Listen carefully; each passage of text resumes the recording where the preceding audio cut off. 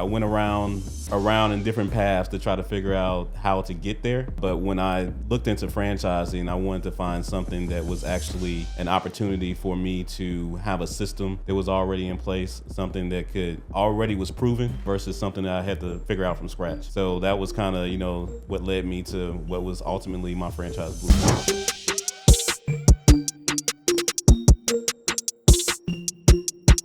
Hello, my name is Mick, and welcome to episode 1 of the Franchise Blueprint. I'm joined with my player partner, Phillip Jones, Mr. Multi-Unit, Mr. Multi-Brand franchise owner. Phil, how you doing today, man? Doing pretty good. Excited to get this first episode off. All right off the rip, franchising. Franchising is something that a lot of people think about, but there's a lot of mysteries around it. It's not necessarily a clear path for one that would think about having being a business owner on the franchise system. Mm-hmm.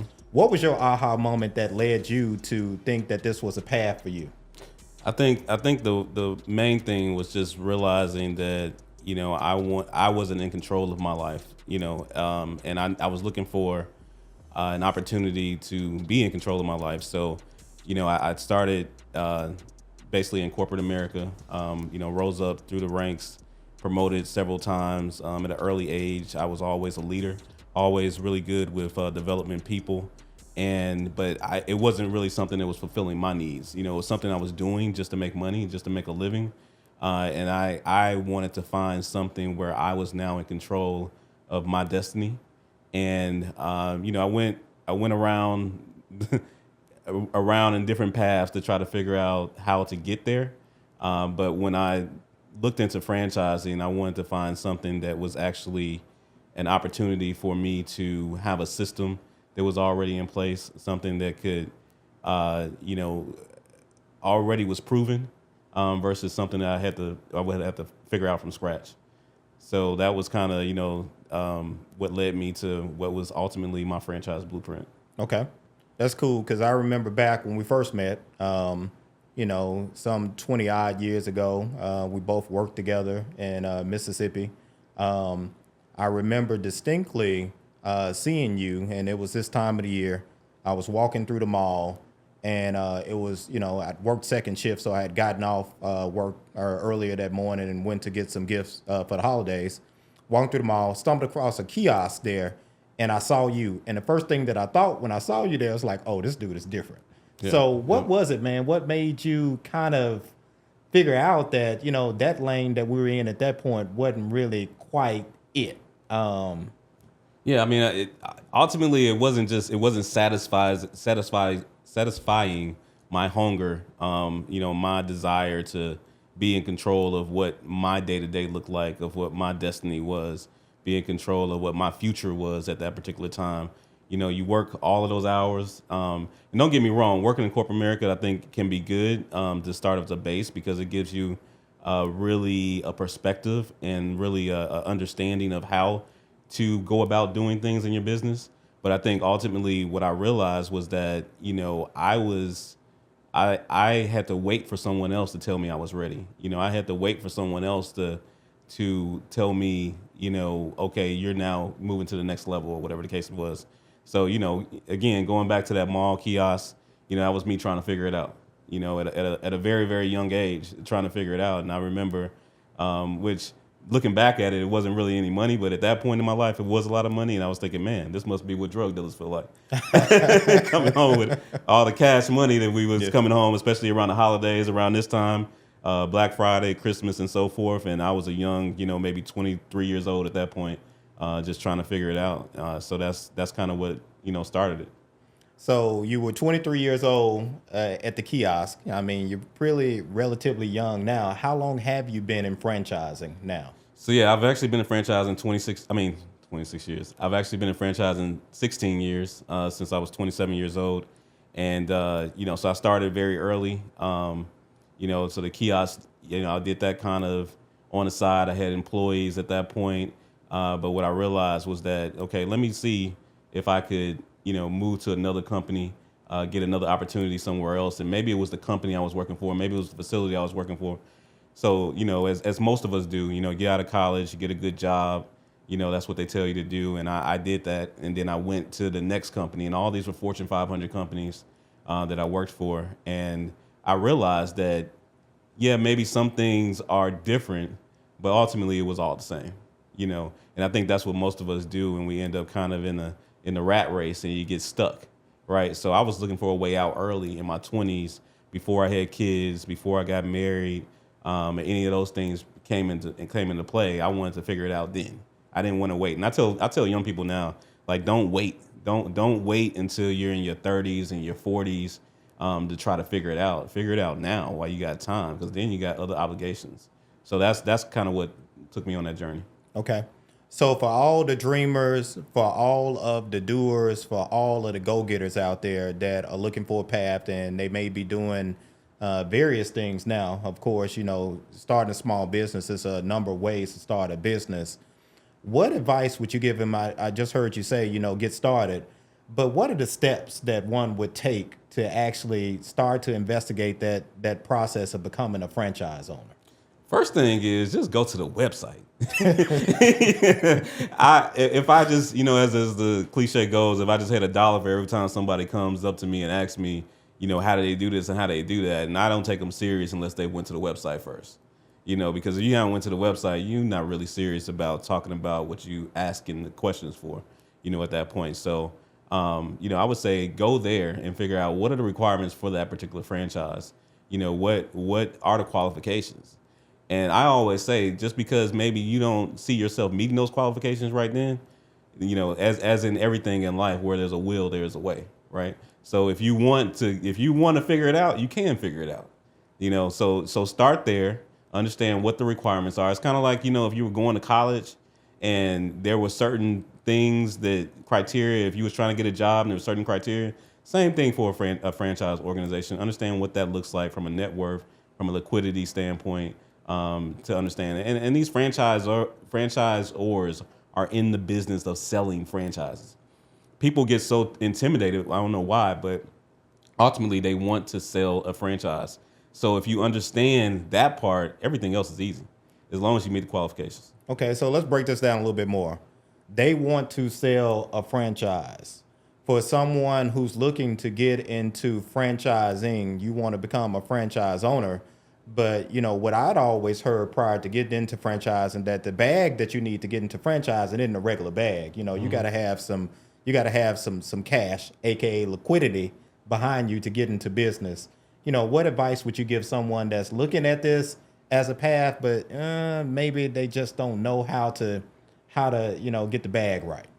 Yeah, I mean, and with everything that you're going to do, right, you're going to need some kind of capital to start out. But I would say don't get intimidated by that. But I would say that, for me, I can tell you my story, which was basically, my parents, they started in real estate. I watched them growing up flipping properties. I watched them with apartment buildings in Chicago and so forth. So my natural progression was really just getting into real estate, finding HUD properties. I had a HUD key back before they had the lock boxes, and I was really into that as a passion of mine. So I found properties that I was able to either pull money out or either flip and make money off of, early on. This is in my 20s, and today, I mean, not to say I'm that old, but it's so much information out there to be able to do something, have a side job, whatever the case may be, partner with someone that's already existing, get with family and friends that know you're serious, but don't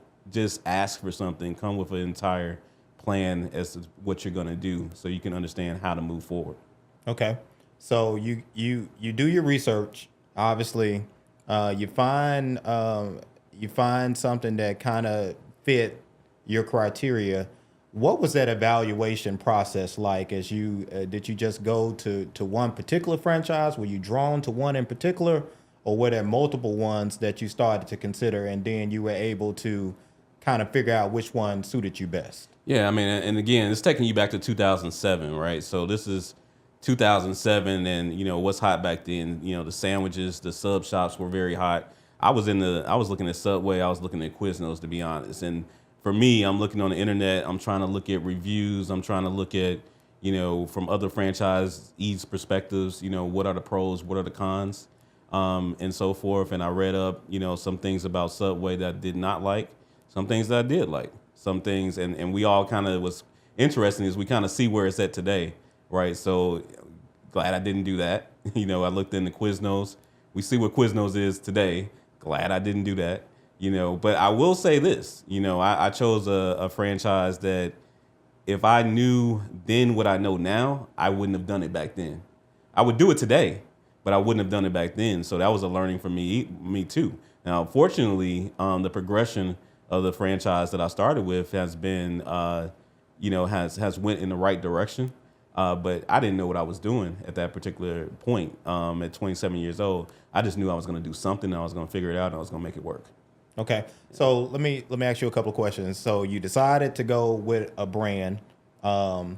You knew what it took to get in. May I ask, what was that initial investment like on your side, and what was that feeling like when you made that initial investment and jumped into the game? Right. So this is 2007. This is inflation minus whatever at this point. But this for me is 27 years old, and it was the biggest check that I had ever sent. I think I actually went into Bank of America with a sport coat on. Thinking I was doing something at the time, but my initial investment, the franchise fee was $25,000 at that point, and so I sent the check off for the franchise fee, and this is not the first thing that I did, right? So we also it was myself and someone else that was helping me manage at that point. We also went through what they call Discovery Day. So Discovery Day, and this is like every single franchise organization has a Discovery Day, and that's when you learn everything about the franchise organization. You visit a store, you see everything from behind the scenes. You get to also meet the executive team and so forth. So you start out with that process, and then that's at the point where now you can make a decision if you want to move forward or not. So this was December of 2007. Remember it was like yesterday. And I sent off those funds, and then the process started. So once I did that, I got a franchise agreement. I signed on, and at this point, you're trying to figure out, okay, I need my attorney to look at this. I got to get a CPA, and all those things. And fortunately, and Ken as well. Yeah. Shout out to Ken. Shout out Ken. Ken found Ken my CPA right before I started franchising. He's also become a very good friend of mine. Friend of ours over the years as well. So it's just, amazing along the journey, the people you meet and knowing that he was there before I even started and is still there today, handling my financials. So, but yeah, that was the initial start. Not to get too far ahead, but I wanted to take a step back because you said something very interesting. The process didn't necessarily start when you sent in the 25,000. There was a Discovery Day. What other steps did you take before you actually were able to kind of send the check in, become an actual owner, and then open your doors? Yeah, I mean, I definitely, did all the research, all my due diligence up front to really understand, what I was getting into. I definitely, visited with the executive team. But then after that, the next step was pretty much, deciding that was the franchise I wanted to move forward with. And then the process, kind of started at that point. So after visiting with the going through the Discovery Day. Okay. And was there any training or anything that you had to do prior to that also? So the training happened after I sent that in. Okay. And to be honest, and I'll say this live, but I've actually never been to Smoothie King training. Oh, wow. So, I've never been through management training. That's usually a requirement for every franchisee. I was able to some kind of bypass that. So hopefully nobody from Smoothie King is watching. Hey, Marianne, close your ears. You did not hear or see this. Right. So, but yeah, we did that process, went through the training, and, we do all the financial, the forecasting, pro formas, and so forth, and really just to understand, okay, what type of data. Oh, I will say this. One other thing that I left out is you do get what they call a franchise disclosure. It's a FDD. You do get that prior to signing on to the franchise agreement. And there's usually a wait period that, it's required by law for them to give you about 2 weeks to actually review that. And that gives you an opportunity to also call existing franchisees and connect to existing franchisees. Even still to today, I get a lot of calls because corporate from all brands actually that I'm associated with will send potential franchisees to me to basically, talk about the franchise, my experience with the franchise and so forth. Okay. And I know you mentioned Smoothie King. What other brands are you in right now? And how many locations, if you don't mind sharing that information? Right. So I have 5 active Smoothie King locations. I have 3 in the pipeline that I'm working on with an area development agreement. Also have 3 Marco's Pizzas and 1 Salada salad kitchen that just opened up recently, and have a couple more of those that I'm working on. Okay, that's cool, man. So you're fully vested across the board in the whole franchising game. Yep. And if you're out there listening right now, don't worry if you don't know what FDD is, if you don't know what some of the things, that we've talked about. We're going to break this all down. So don't worry. We got you. So Phil, what other advice for someone that's starting off, there may be a 20 some odd year old listener out there that's in that same predicament, probably has a small business of their own right now, but looking to leverage that into something grander. What advice would you give that person? I mean, I would definitely say, I guess you're saying if they want to get into franchising. Yes. At that point. So I would definitely say to really talk to a handful of franchisees and understand that every franchisee is not created equal. And I say that about, everything in life. Everyone is not created equal. I could get 5 franchisees and get 5 different, opinions and so forth. And everyone is not in it for the same thing, and it's not motivated for the same thing, right? Everyone doesn't get into this and want to grow. Everyone, some people, get into it because I've even had people who say they got into it because they just wanted to pay the child support. And they failed pretty quickly. Yeah. But they thought it was something that was going to take care of itself. And for me, it's not something that takes care of itself day one. And that's like with everything. Everyone starts out at a point where you have to kind of go through the process. But once you set the foundation and you go through the process, you're basically able to now put yourself on a path of becoming free, right? So I always say, if you think about where you may or may not be working today and how much time and effort that you're putting into that process today, if you do that or more in your own business, and especially, if you have an opportunity to get into a franchise, it's going to be so much more rewarding and at the end of the day, because now you have something where you're in control. So I think that that's a big, plus when it comes to starting with a franchise. And I will also say that franchising doesn't solve all of the problems. I like to say if there's 100 things that have to be done to get a business to be successful, I truly feel that franchising gives you around 50% of them. The other 50% of them, but you pretty much have to kind of put together yourself. But then you do have all of the support, the proven model, along the way to be able to assist you along the way. Okay. So you said something interesting there.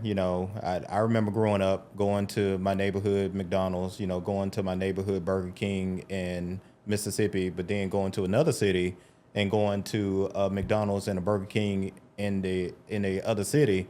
It was the same Big Mac. It was the same Whopper. But what you said, that all franchisees are not the same. Can you elaborate a little bit more on that? Because isn't it McDonald's and isn't it Burger King, or isn't it Smoothie King, or isn't it Papa John's or Marco's? Aren't they all kind of the same? Right. And I would kind of think about the average, person that would be listening to this. I would think about, maybe a teacher, right?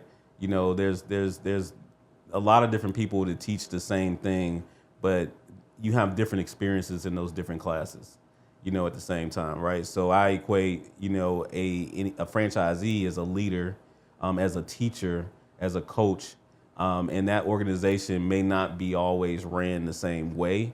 They might not have always the same focus. They may not have had the necessary preparedness to be able to execute on the level that you want. They may have just had the money, at the end of the day. So that's something that you have to kind of be aware of, as you, and think about any employer that you've ever had and why you've left a lot of times, because maybe there wasn't a good culture within that particular environment. Maybe you didn't feel like there was recognition. Maybe you felt like it was a dead end.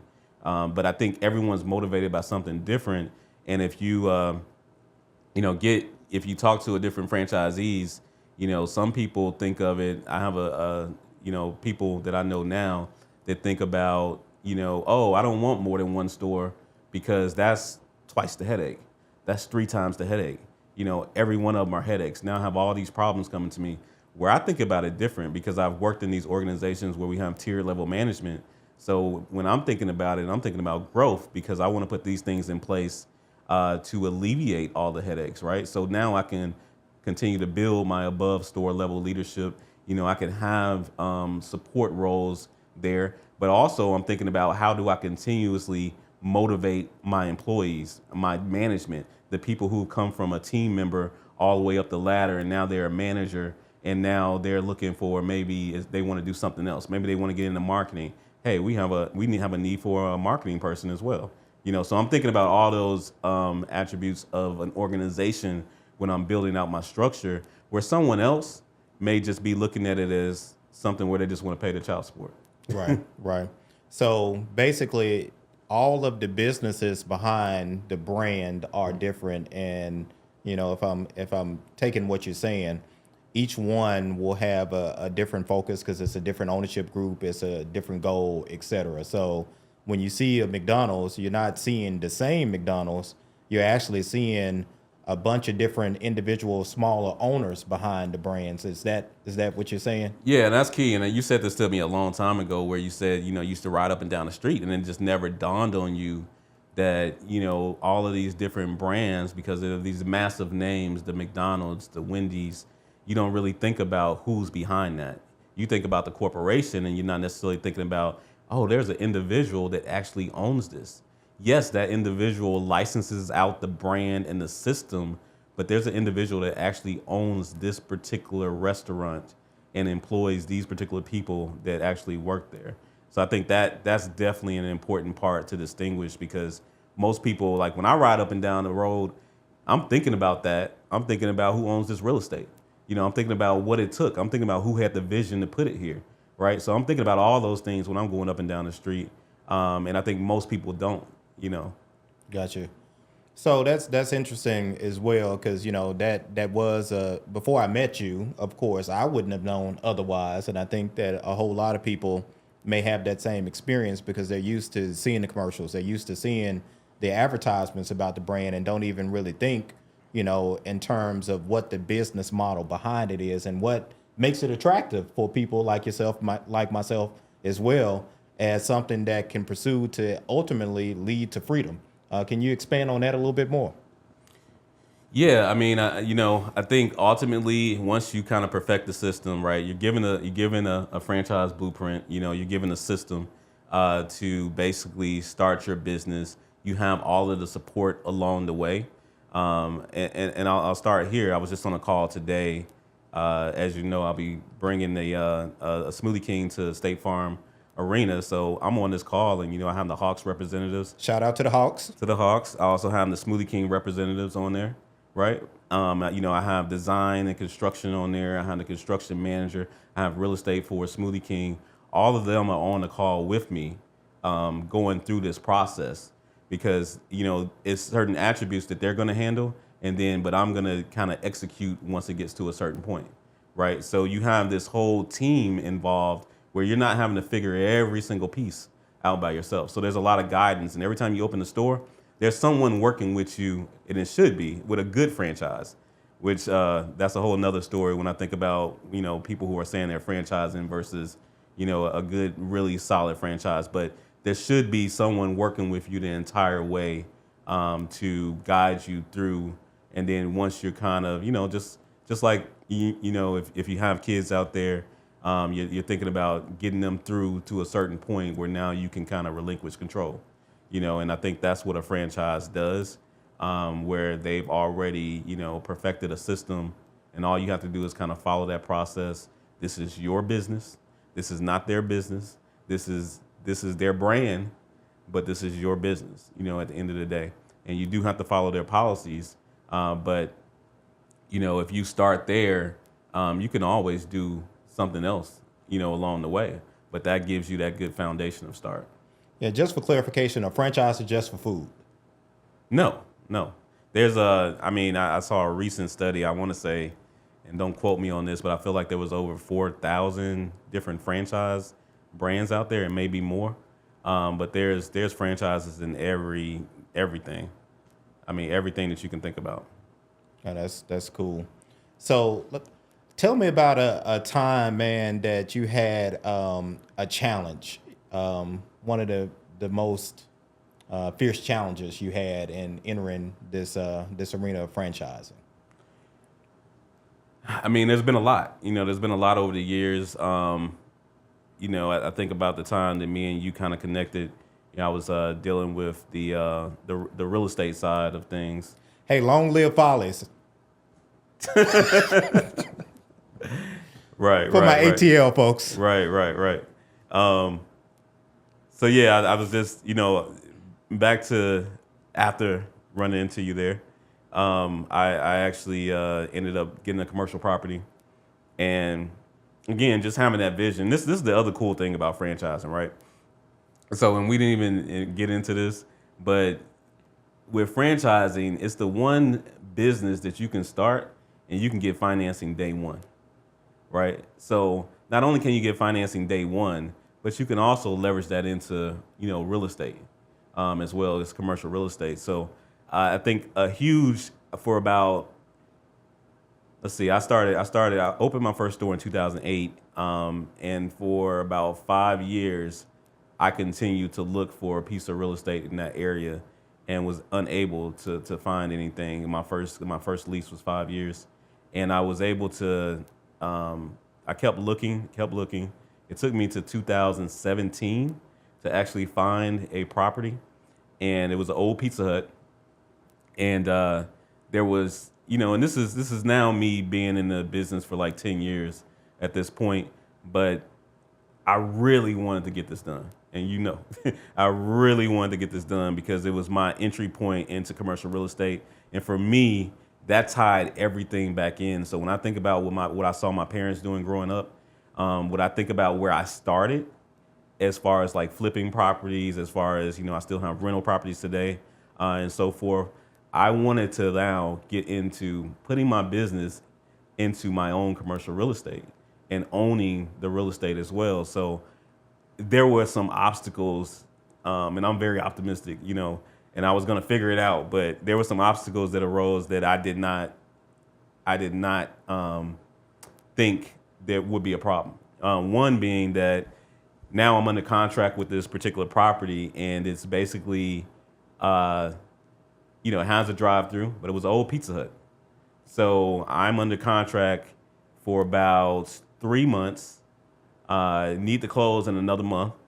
And I come to find out someone from the city who comes to the existing store on a regular basis was like, hey, the drive-through is not approved, right? So I'm like, wait a minute. What do you mean it has a drive-through? But me not knowing, because I hadn't really dealt with commercial until that point, that, there are, different zoning, different ordinances that they put in place over time. These cities do put in place over the time. And I then had to really start doing my research and start understanding what was going on with that particular property at that point. But now I'm dealing with, I had to get Smoothie King to approve the real estate. I'm dealing with the sellers because we have a purchase agreement in place, right? I'm dealing with the city. So I'm dealing with my existing landlord because I have an existing lease in place. So I'm trying to like manage all these different things to make all this work in time. But I don't know if the drive-through is approved. So now I can't make this investment because I'm not I'm not as confident in it because I don't know if this particular drive-through. And if I'm going to make this investment, I need that drive-through to be approved. So I basically went through the whole process of working with the city. But this is the other good thing about it. And I always say, take the steps, because if you take the steps, you start figuring stuff out and you start learning along the way. So I started taking the steps, right? And I started having to deal with the planning commission and so forth in that particular city, and working with the city planner to understand what happened. And I guess what had happened was Pizza Hut wasn't using the drive-through, so when they started doing their 10-year plans, they did not grandfather the drive-through in. So if you guys ever go to like areas where the signage, one signage looks new and one signage looks old, the old one was probably grandfathered in. The new one wasn't. And this is the same thing with the drive-through. So these cities, they create different requirements and restrictions, and they want the city to look a certain way.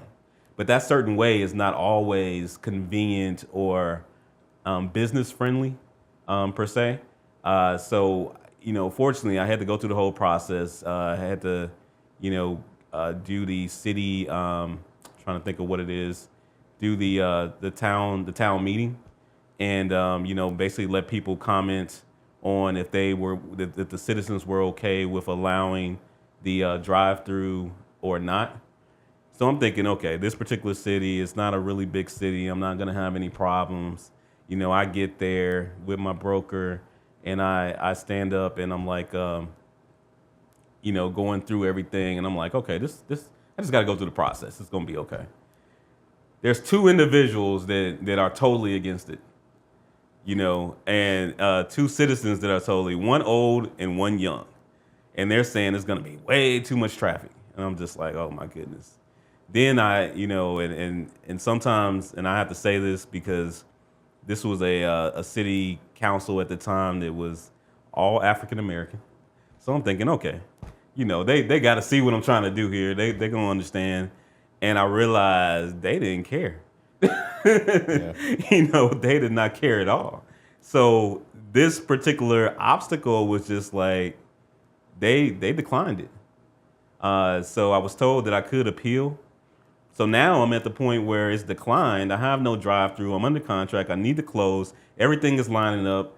Do I just not do it? I've been waiting 10 years, to figure this out. And I ended up closing on the property. I closed on the property. There was a lot of other hurdles, but that was a big one. I closed on the property, and I was able to, I didn't have a drive-through day one. So I was able to appeal. I came back. I got a zoning attorney. I got a traffic engineer to assist, and I went back and I appealed, and I was able to get it approved. So you just took me on a whole journey, man. And basically what you just said, it's levels to this franchise thing. Mm-hmm. So doesn't McDonald's actually own the buildings, or Burger King own the buildings, or Marco's own the building, or Smoothie King own the buildings? How do we get from franchising to commercial real estate? Yeah, and that's a great point too, right? So I think what people, just like I said, all franchisees aren't created equal. All franchises aren't created equal. All franchises, McDonald's being, I believe, the first, is at a different point and has a different business model. So I get this question all the time, where why don't you be a Chick-fil-A or a Popeyes franchisee or something like that? And there's to your point, there's levels, right? There's different, and not that I could not be, but it's also different requirements that they have. There's also sometimes benefits to getting with a brand that isn't as strict as sometimes as well, because you think that all franchises are created equal, but not only are all franchises not created equal, all locations of that franchise aren't created equal. So most people think, even with Chick-fil-A, you'll say, all Chick-fil-A's do great. I bet you I could find some that don't do as well as others, and we're also biased here in Atlanta. Now, there are locations, they have what they call an average unit volume. So some of those locations are above, some of those locations are below, right? So, not to say that AUV, people, AUV. AUV is understanding that is very important and very key to your due diligence and success. So when it comes to real estate, you have to really kind of understand, what franchise you're getting into, what are the requirements, what you can and cannot do. But pretty much outside of maybe McDonald's, Chick-fil-A, and maybe a few of the others, you can own your own real estate. Yeah, man, I love talking about this stuff, and I mean, you dropping some gems here, but I want to go back just for a second. So let's go back to you're in your 20s, you jump into Smoothie King was your first franchise store, right? You write the check for whatever amount, 25,000, I think you said. What other expenses did you incur at that point? That 25,000 didn't pay for everything, did it, or was there a different? Because I've heard people say, when, before I knew you and before, I started learning about franchising and actually got into the game myself, thanks to you, you hear people talk about, well, you can get into this for 50,000, you can get into this for 75,000, as if that's the only thing that you have to pay for to get into a franchise agreement. What are the other things that, someone needs to be aware of before they jump into the game? Yeah, I mean, I would say that when you look at franchise qualifications, it's really like pre-qualifying you so they're not wasting their time, right? They're not giving you a loan or anything like that. They're just making sure that you have the bandwidth to be able to qualify to get a location open, right? So a lot of times they just look for these requirements, net worth, and liquidity. And they'll probably want some information on your background, your history, things of that to make sure that you have the bandwidth to qualify, right? So when I think about the other part of this, which is a misconception, is that there's a franchise fee, right? So this is the biggest misconception, and I had it too, so I totally understand.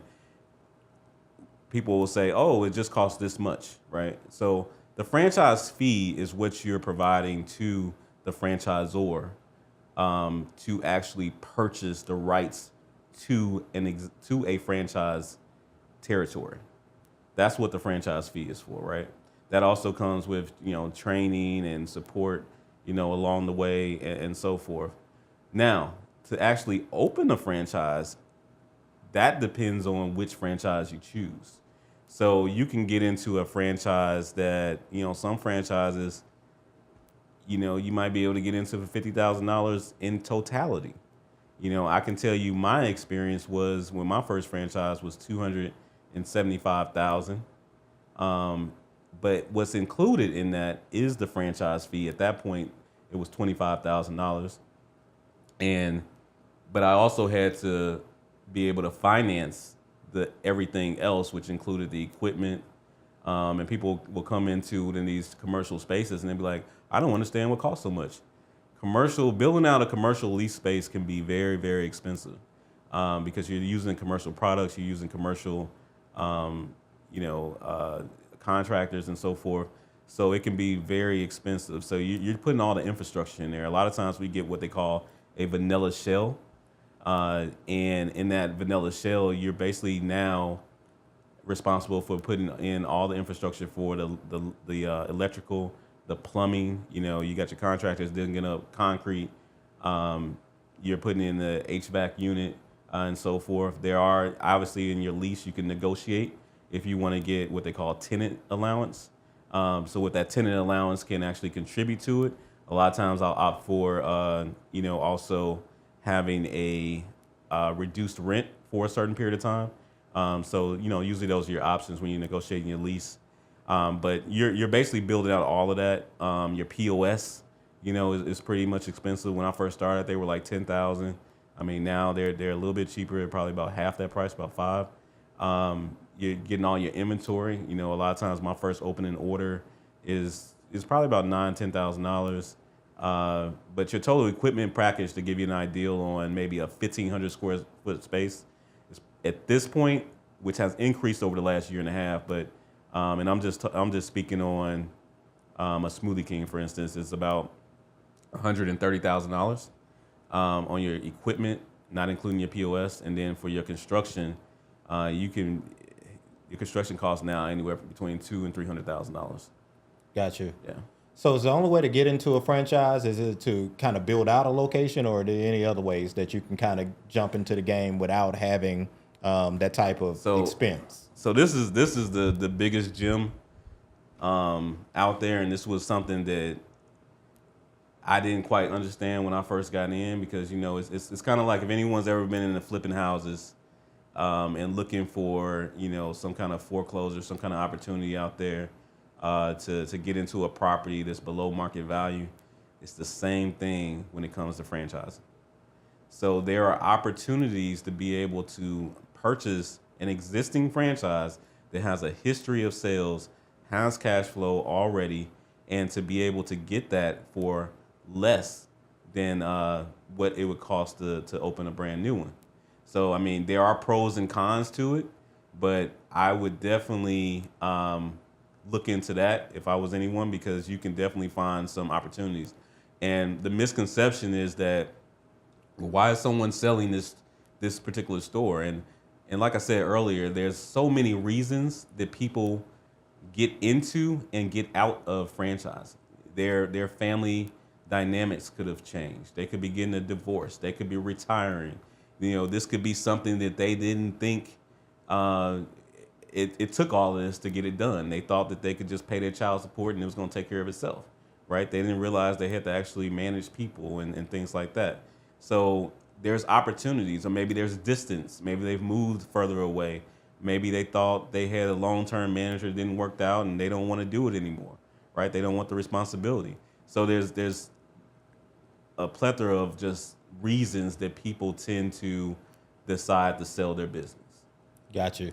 So not giving away the whole spilling all the beans, but in your experience, how cheap can you get into one of these franchise locations if you're buying it from an existing franchise owner? To be honest, there's things like owner financing where someone could just say, you know what, I don't want the responsibility. Can you pay me X amount of dollars per month to take over this location? So you can pretty much get into it for nothing. Now, you have to kind of negotiate and work and find that particular deal, but that's an option, right? There's also options. I've seen people take over stores for $50,000.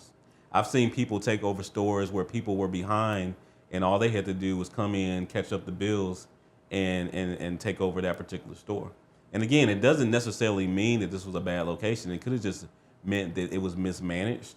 It could have meant that this person had some kind of life situation that took precedent over this particular business.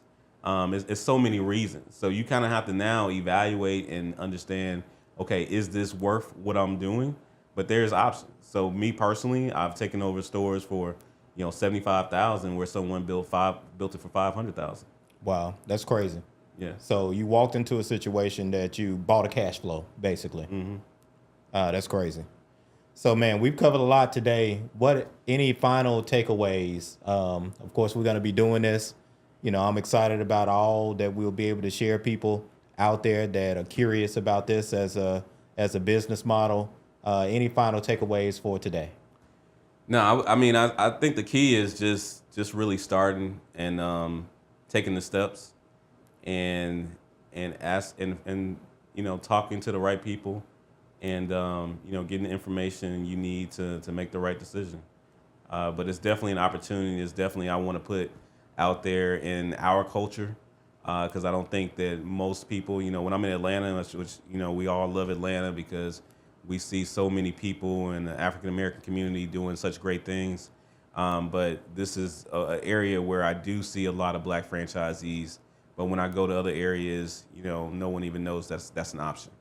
And I just think back, and we talk about this, a lot, where I want to expose, especially young people, to the opportunities that exist, because it doesn't mean this is all you have to do, right? But it's a good place to start and to really understand business and to have a good support system around you. So now, as you start kind of graduating each level of that particular business, now you're better prepared. That's awesome, man. Shout out to my player partner, Philip Jones, multi-brand, multi-unit franchisee. Uh, shout out to Mr. Michael McDonald behind the audio visuals. I appreciate him for letting us grace the studio today. Definitely. This is the Franchise Blueprint Podcast, episode 1, and we'll be back soon with episode 2.